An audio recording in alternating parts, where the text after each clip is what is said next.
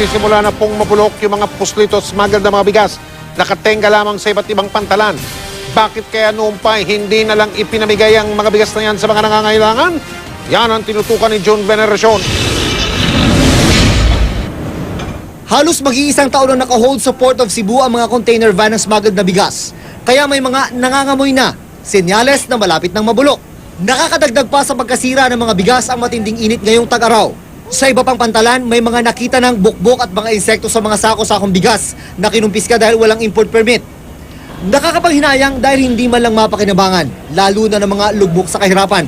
Nasa 1,500 container van ng mga smuggled na bigas ang nakahold ngayon sa lahat ng pantalan ng customs.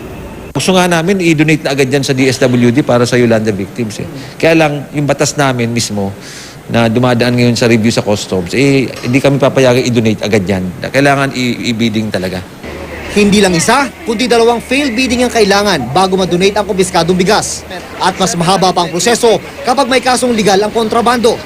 Komplikado at masakit raw talaga sa ulo ang problema ng rice smuggling. Kaya isa ito sa mga sentro ng reforma ng bago talagang Presidential Assistant on Food Security and Agricultural Modernization, Secretary Francis Pangilinan.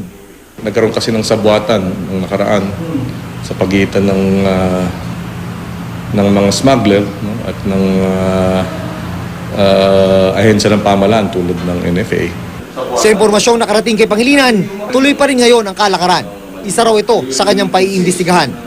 Kaya rin nagkakaroon ng smuggling dahil nga malaki ang pagkakakitaan, no?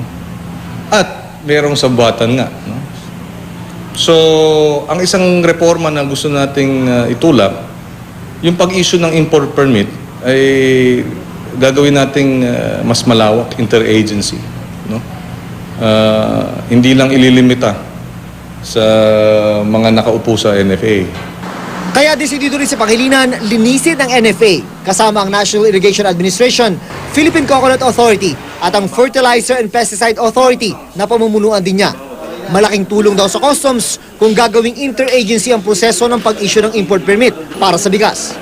Yung matagal ng parating problema noong pa na hindi nasa-solve, yung hindi nga transparent yung issuance ng import permit. So, hindi namin ma-verify kung totoo o hindi. Siguro kung ganun nga, transparent, interagency na yung accreditation at issuance,